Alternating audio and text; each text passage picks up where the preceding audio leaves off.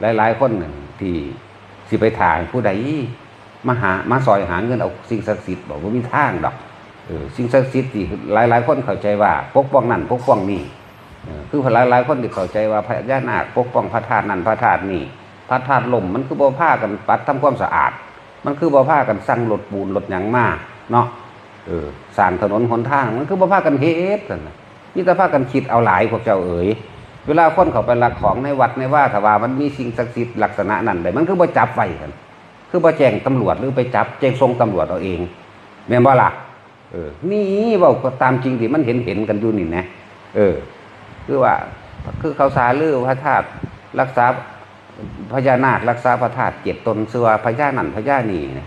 แม่บัดเขาไปลักของเขาขึ้นลักไปได้อยู่เนาะมันคือบ่จับเขาไว้ใส่กุญแจหลังเขาไว้นะข้อหม้ออยู่แล้วก็เฮ็ดพึ่งอยู่หัน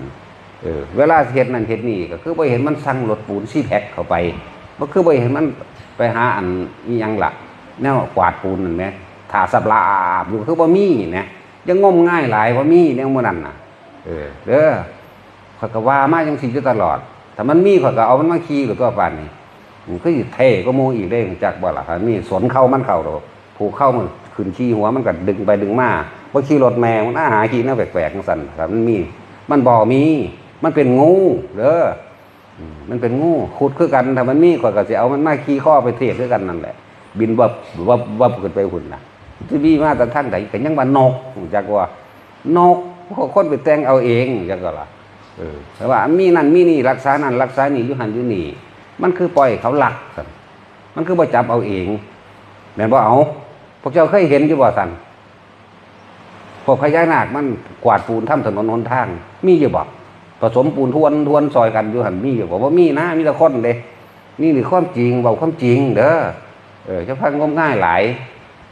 เขาที่เสกลูกแก้วลูกเกิลนั่นให้เขาสั่งมาจากประเทศจีนจักว่ามาขายพวกเจ้านั่นน่ะเขาสั่งมาจากประเทศจีนเขาก็บดก็ได้แต่เขาสิเฮ็ดเป็นพระธาตุมาตัวคนนั่นน่ะตัวเอาเงินคนหลายๆอย่างตัวพระธาตุสเตปว่าซั่นเจ้านี้มีบารมีหลายมันสิมีแต่ตอนอีอันนั้นไปตัวเอาล่ะนี่จักว่าล่ะมันสิไปตัวจังซั่นตะกะเว้าย่องเอาคนมักย่องคนบ่เห็นความจริงนี่จักว่าล่ะคนเงินให้เขาโอนตัวบัดนี้อันนั้นก็เอานี่ก็เอาพูนเดี๋ยวมันไปเลี้ยงหัวล้อกันแฮ่ๆๆอย่างอื่นนั่นน่ะนั่นแหละหันเข้ามาเบิ่งความจริงของเจ้าของเด้อไผก็ดีฝึกหัดดัดตนเราเอง